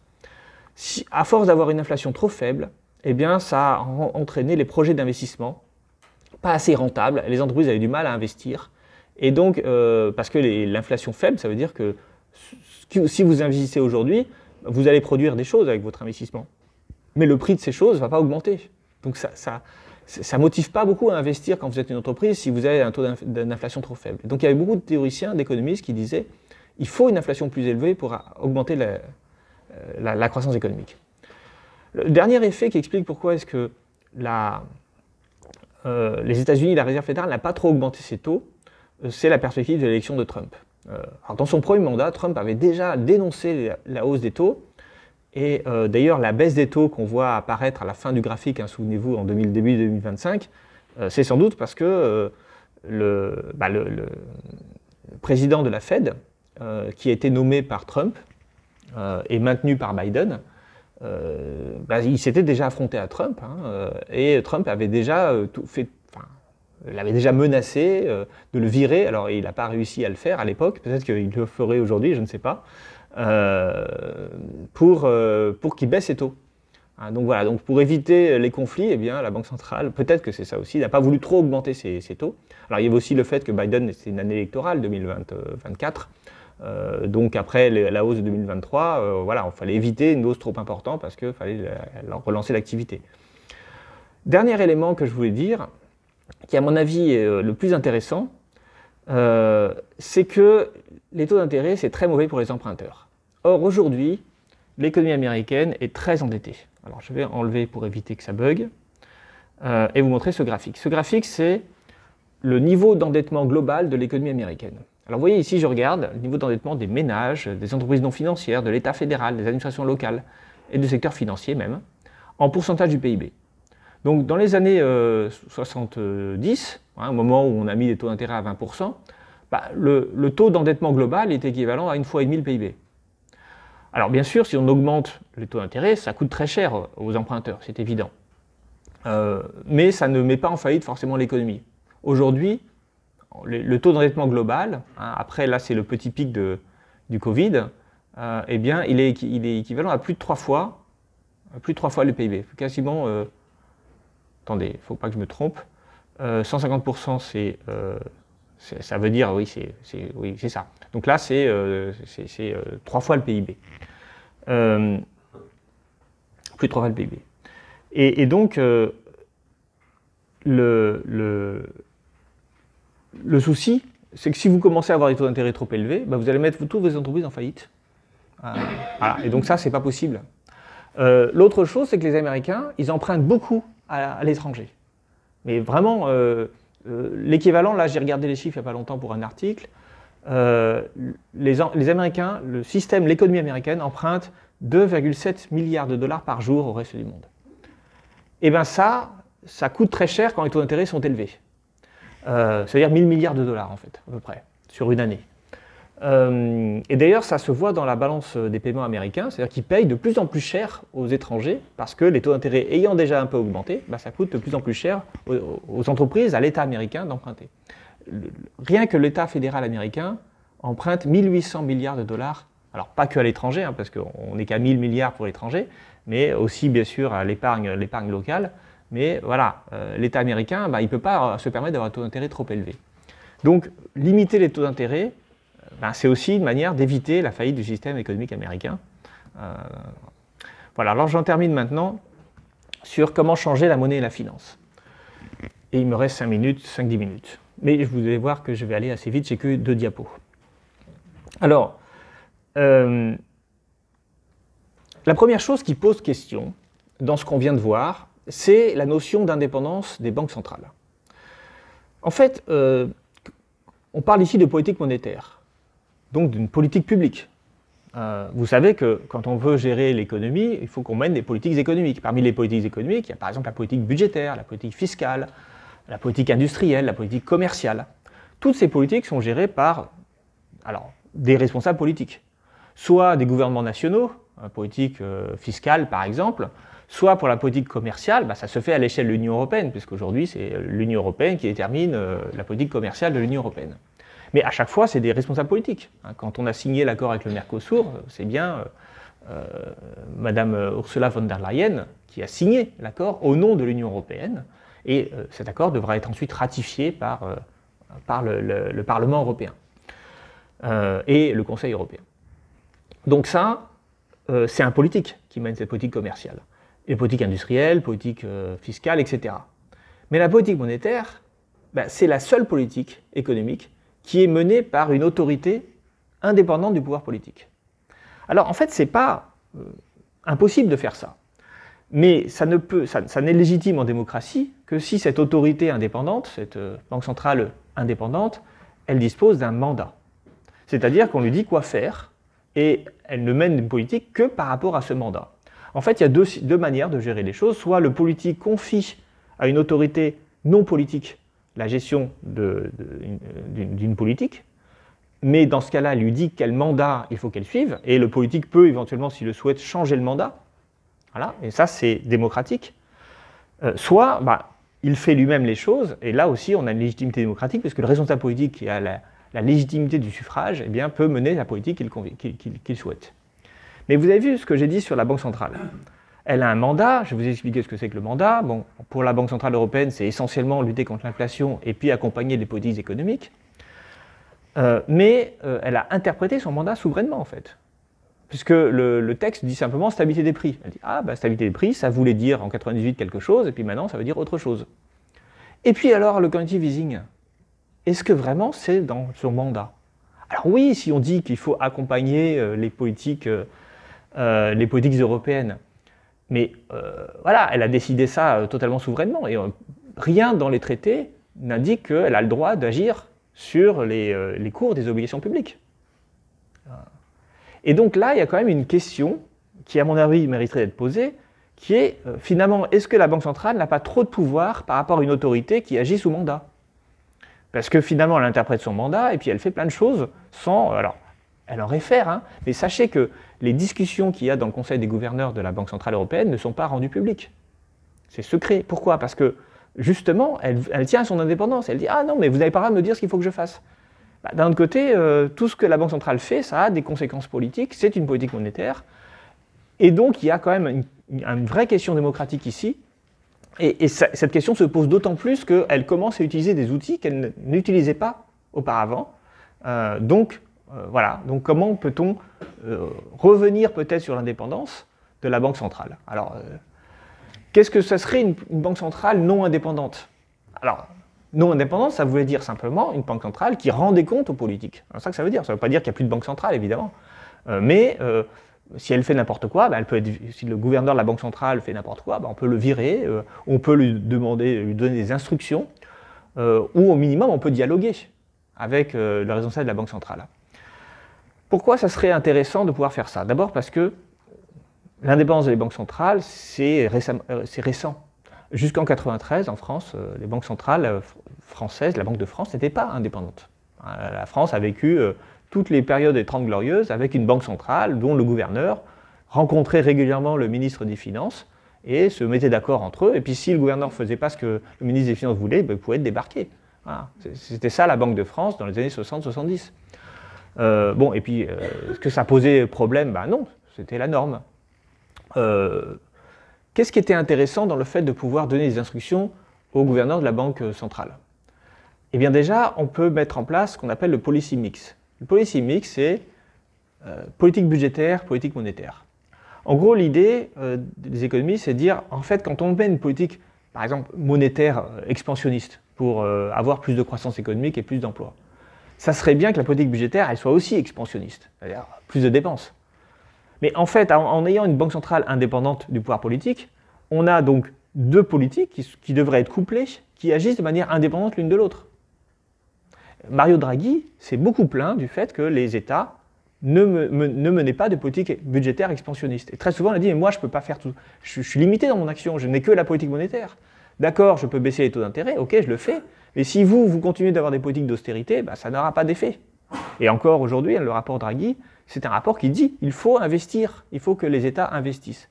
Donc il a toujours tenu ce discours, au moins on peut lui accorder ça, mais du coup le principe de l'indépendance de la Banque centrale fait qu'on peut avoir une politique budgétaire qui soit restrictive et une politique monétaire qui, elle, soit expansionniste, ce qui en fait n'a pas beaucoup de sens. Et ça arrive à cause de cette indépendance des politiques monétaires. L'autre chose qui devrait pouvoir être faite, c'est que là, tout à l'heure, je vous ai dit, regardez, la Banque centrale, elle a aidé les États à financer leurs dépenses Covid en rachetant des obligations publiques. Bon, sur les marchés financiers. Bon, ça a marché, on est d'accord, ça a fonctionné, ça a fait baisser les taux d'intérêt, ça a permis aux États de mieux se financer. Mais c'est quand même un peu compliqué tout ça. Est-ce qu'on ne pourrait pas simplement faire en sorte que les banques centrales accompagnent le financement des États? Garantissent qu'il n'y ait plus jamais de crise grecque? Parce que la crise grecque, c'est parce que le gouvernement grec ne pouvait pas se refinancer sur les marchés financiers. Les taux d'intérêt étaient trop élevés.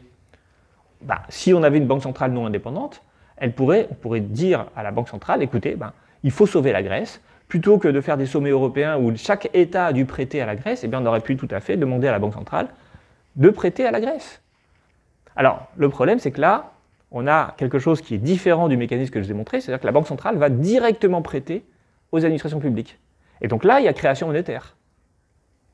Mais d'un autre côté, est-ce que ce n'est pas plus simple comme mécanisme? Est-ce que ce n'est pas impossible, lorsqu'on a une crise financière, de demander à la Banque centrale d'accompagner les États dans leur politique publique? Voilà, je pose la question, je pense qu'on peut en tout cas discuter. Peut-être qu'il ne faut pas faire n'importe quoi, mais une banque centrale devrait être au service de l'économie et du public. Elle ne devrait pas agir de manière séparée du reste des autres politiques. Bon, et dernier élément, je vous ai dit, la Banque centrale, elle supervise les banques. Elle supervise les banques en faisant attention que les banques ne prennent pas trop de risques, qu'elles ne fassent pas faillite, parce qu'on a toujours peur du risque systémique. Est-ce qu'on ne pourrait pas non plus superviser les banques en voulant leur dire, écoutez, ça serait bien que vous financiez davantage des investissements écologiques? Alors ça, la Banque centrale, elle essaye de le faire, mais ce n'est pas dans son mandat, ça aussi. Et donc ça pose aussi un énorme problème, parce que si la Banque centrale commence à aider les banques qui font des investissements écologiques, alors que ce n'est pas dans son mandat, là, pour moi, il y a un problème démocratique. Alors, la troisième question qu'on pourrait faire, enfin c'est la deuxième question parce que en fait c'était deux points qui étaient liés à la même question, l'indépendance de la Banque centrale.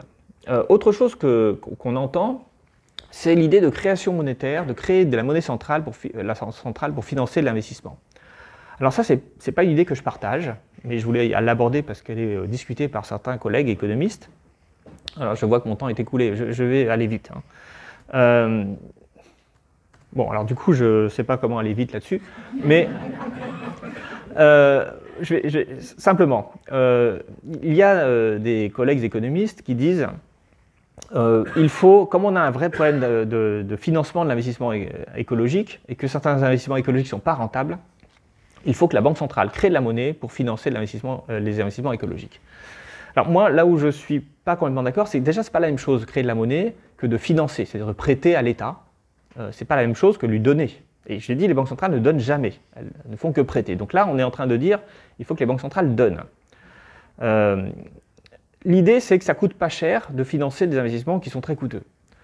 Le problème, c'est que en fait, ça part, à mon avis, d'un raisonnement faux, qui veut dire qu'un investissement ne coûte pas cher. Or, un investissement, c'est une activité productive qui va être consacrée à la production de biens d'équipement qui n'iront pas, ces ressources n'iront pas dans la production de biens de consommation. Donc en fait, tout investissement a un coût réel en termes de consommation. C'est-à-dire qu'à chaque fois que vous mettez des ressources pour produire des choses qui ne vont pas directement aller en termes de consommation des ménages, eh bien ça sera ressenti comme un coût par la population d'une manière ou d'une autre. Et vous ne pouvez pas masquer ce coût juste en créant de la monnaie. Ça n'aura pas d'effet, ça n'empêchera pas le coût d'arriver. Donc je pense que l'idée sur laquelle la monnaie peut être un instrument de financement, me semble être erronée. Voilà, je ne vais pas aller plus loin, mais j'ai écrit pas mal d'articles sur cette question-là. En gros, la question qui doit être pour financer les investissements écologiques, c'est d'allouer le crédit, pas de créer de la monnaie. Ce n'est pas tout à fait la même chose. Voilà. Parce que normalement, le crédit, c'est toujours en échange d'un taux d'intérêt, c'est toujours un prêt, alors que là, on parle et en fait, on masque les coûts réels de l'investissement. Autre chose qui est beaucoup discutée, c'est la taxe sur les transactions financières. Alors, quand on parle de taxe sur les transactions financières, on parle d'une taxe qui viserait à réduire la volatilité et les investissements purement spéculatifs. La volatilité, c'est la volatilité des cours. C'est-à-dire quand vous avez des actifs financiers, très souvent, ils peuvent varier en termes de prix très fortement au cours d'une journée. Et en fait, il y a des opérateurs financiers qui achètent et qui vendent très vite. Hein, c'est ce qu'on appelle moi j'ai oublié le nom, mais c'est du trading de haute fréquence. Voilà. Et donc, si on avait une taxe sur les transactions financières, on supprimerait tous ces petites micro-transactions qui n'ont que pour but des spéculations et on avantagerait ceux qui veulent garder à long terme les actifs financiers. C'est possible à mettre en place, ça a du sens, mais aujourd'hui, le souci qu'on a, c'est qu'on a une mondialisation financière qui fait que si vous commencez à taxer les gens qui achètent des actifs financiers dans votre pays, eh bien, vous allez avoir du mal à attirer de nouveaux investissements. Et donc ça, c'est un énorme problème. C'est-à-dire que la mondialisation financière et la concurrence des pays les uns par rapport aux autres fait qu'on ne peut pas trop taxer la finance parce que sinon, les investisseurs ils vont aller dans le pays voisin qui sera moins taxé. Donc en fait, si on veut vraiment contrôler la finance, eh bien, il faut, de mon point de vue, revenir sur un principe, le principe de la liberté de mouvement de capitaux. La liberté de mouvement de capitaux, ça veut dire une chose très simple, c'est-à-dire que l'État n'a pas le droit de contrôler les flux financiers qui rentrent et qui sortent. Quand on parle de contrôle des mouvements de capitaux, on dit l'État a le droit de contrôler. On ne dit pas l'interdiction des mouvements de capitaux, personne n'a jamais fait ça. Mais l'interdiction du contrôle des mouvements de capitaux, c'est ça qui explique notamment les paradis fiscaux. C'est ça qui explique la concurrence fiscale entre les différents pays en termes de taxation des flux financiers. Parce que, en fait, c'est très facile d'échapper à l'impôt en faisant des opérations fictives à l'étranger. Je ne vais pas y revenir, mais des mécanismes assez simples qui permettent de comprendre ça, en plaçant son argent dans une banque étrangère qui est, en fait, il faut comprendre que cette banque étrangère, c'est souvent une succursale d'une banque française. Donc, en fait, c'est la même banque et votre argent, il n'a pas disparu. Il n'est même pas au loin. Il est fictivement placé dans un paradis fiscal. Et bon, on comprend que le problème des paradis fiscaux, c'est un énorme problème. Et depuis des décennies, on dit on va en mettre fin aux paradis fiscaux, on ne sait jamais le faire. Et pourquoi on ne sait jamais le faire? Parce qu'on a le libre circuit, l'absence de contrôle des mouvements de capitaux. Si l'État pouvait contrôler la légitimité d'un flux financier, d'un flux sortant ou d'un flux entrant, eh bien, il n'y aurait plus de paradis fiscaux en fait. C'est-à-dire qu'on vérifierait quelle est la nature de l'opération. Ou on pourrait exiger de la banque ou de la personne qui met de l'argent dans un paradis fiscal, on pourrait lui exiger d'expliquer pourquoi elle met de l'argent et quelle est la nature de l'opération. Et en fait, ça, c'est interdit par le droit européen et par les normes mondiales, puisque dans les années 80, on a interdit aux États de contrôler les mouvements de capitaux, et c'est devenu une norme actuellement. Mais en fait, là aussi, dans les années 60-70, il y avait du contrôle du mouvement de capitaux. C'était au cœur des politiques publiques. Et comme on ne l'a plus, eh ben, du coup, on a des paradis fiscaux. Et je ne crois pas qu'on va résoudre le problème des paradis fiscaux en harmonisant la fiscalité dans tous les pays du monde.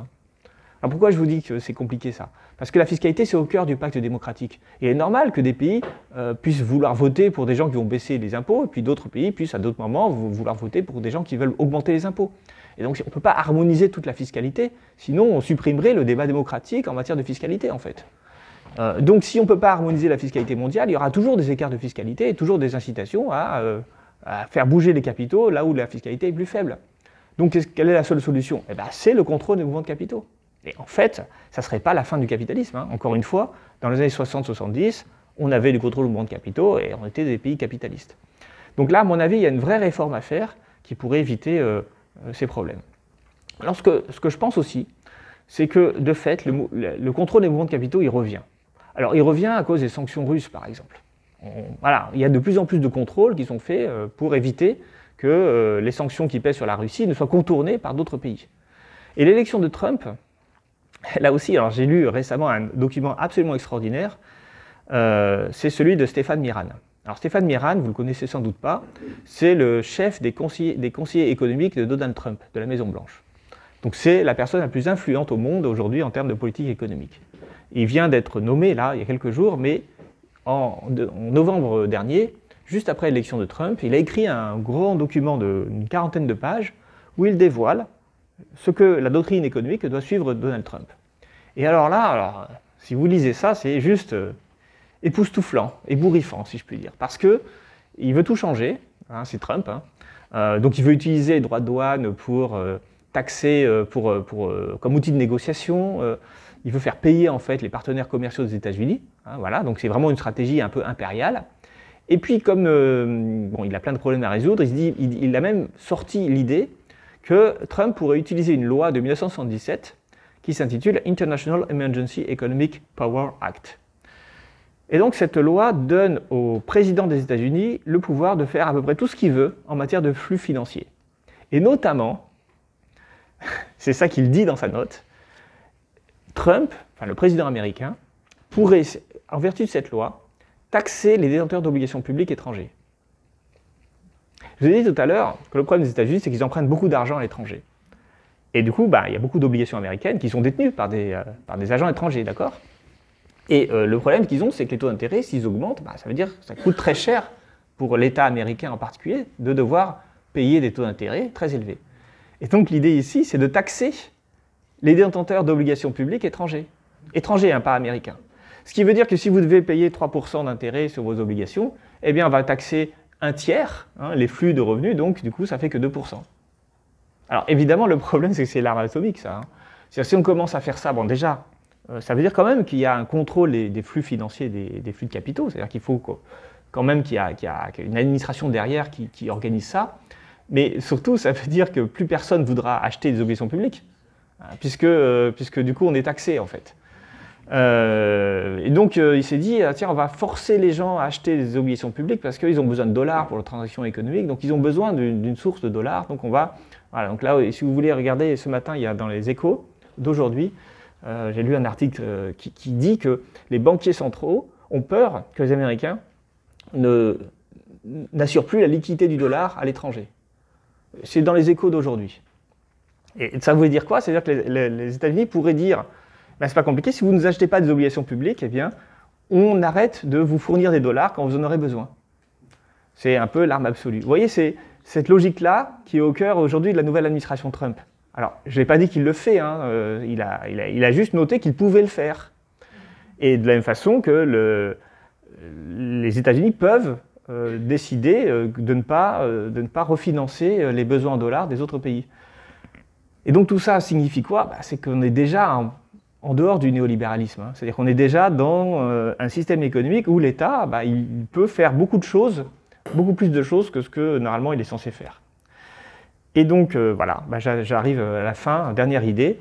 Finalement, le monde de demain sera peut-être un monde, indépendamment de tout ce qu'on a dit ici, de toutes les choses qu'on pourrait faire, qui seraient, on va dire, des politiques économiques progressistes, Trump, lui aussi, il est en train de démanteler, de décortiquer, de détruire la mondialisation financière par sa politique, à la fois de protectionnisme et tous les outils qu'il pouvait mettre en place.